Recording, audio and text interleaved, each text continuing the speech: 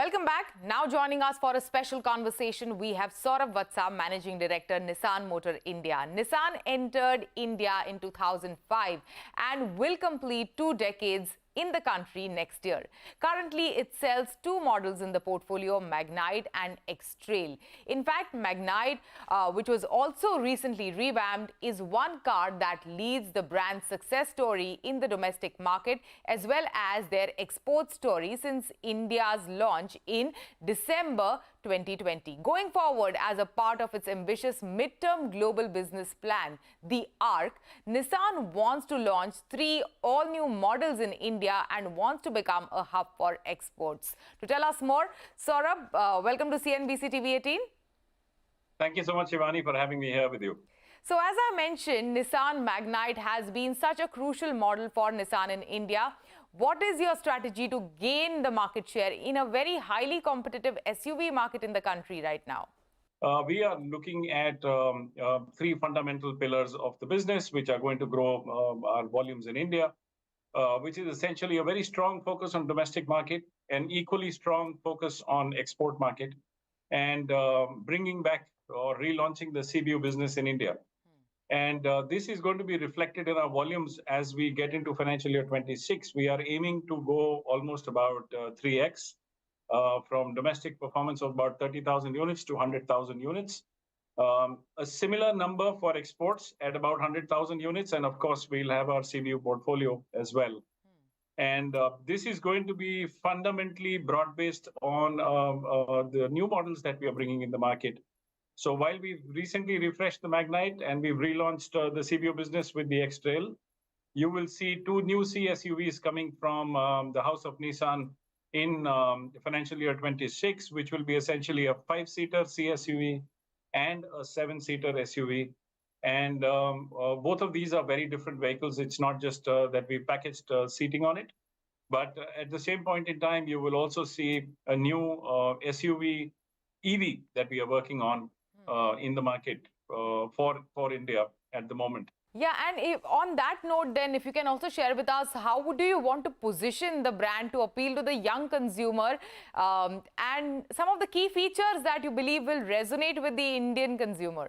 At this point in time, I think what we are doing is based on the category of vehicle, the segment in which it is playing, we are adding a lot of content to our Magnite itself. So if you look at Magnite, we've added 20 segment first or segment best features, along with a host of safety features and requirements into the vehicle. And things like what people are looking for is, a remote start on the car, remote unlock and remote lock, which is not just through a button, but as you walk towards the car and as you walk away from the car. A host of features on comfort. For example, if you look at the upholstery inside, now we've added this new upholstery, leatherette upholstery on the inside. And this is a heat reflecting technology that we are bringing in. So along with the increased thickness of glasses that we are putting on the car, we have heat reflective technology on the seats and all the leather surfaces in the car so that the car is cool. Then, to counter what's happening around us today, we've got a plasma cluster ionizer, which reduces AQI in 15 minutes from a level of 400 to about 20. And these are technologies that people are looking for. These are not gizmos. These are technologies that people are asking for. Yeah, and Saurabh, you mentioned that, an EV is coming in the financial year 26. But given the increasing and growing focus on electric vehicles, how does Nissan, if you can give us an understanding, view the future, in this context of India's transition to electric mobility?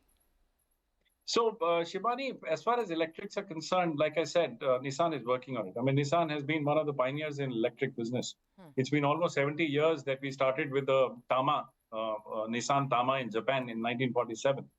And then, of course, we pioneered electric commercial vehicles, as in commercial vehicle sales on the passenger vehicles commercially with the Nissan Leaf. And electrification is not new to us. Electrification is something that we understand very well as a brand. And at the same point in time, I mean, if you look at Indian market at the moment, electrification is about 2.5% of the total TIV. And is it growing? Yes, it is. But at this point in time, it's about 2.5%. So we are committed to bringing the EV at the right time, and we are working on it. Like I shared with you, we are working on it, and the vehicle will come in financial year 26. Yeah. Saurabh, if you look at, Nissan's share in the passenger vehicles, it's like in the lower single digits, in fact, a little around 1%. So what is your strategy to move that needle forward, to take it, to a higher single digit percentage in the passenger vehicle segment? So Shivani, Indian auto market is a very complex market. It's not an easy market to play in, of course, and every player kind of goes through that. We've also consciously taken time to define the India strategy, and it has been fundamentally based on the success of the Magnite now. And like I told you, in the financial year 26, between 24 and 26 is a midterm plan, which is called the ARC. And for the ARC, we've invested almost about $600 million for India. And this is already invested, and we are already working on new products.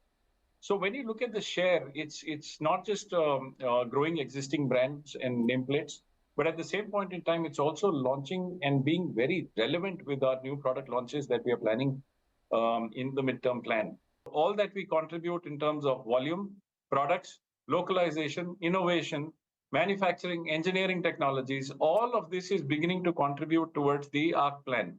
With this plan coming alive, India will become the second biggest export hub in the AMEO region after Sunderland in UK.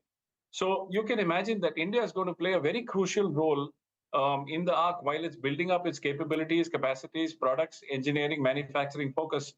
And of course, with that, we are enhancing our sales and marketing focus in the country, along with the network, which right now we have about 272 touch points. That's going to close to about 300 touch points by the end of the year. And that's not end of the financial year. And that's not the end of the story. As we ramp up our runway to the future with the new products, obviously our network is also going to expand significantly in India. So Nissan is going to be very strongly invested, well-entrenched player in terms of technologies, products, and its business prowess in India. For that, thank you so much. Thanks for joining us today. Thank you so much, Shibani. It's been a pleasure talking to you. Thanks a lot. It is time for a short break. On the other side, we have Vedang Patel, co-founder of the Soul Store, joining us.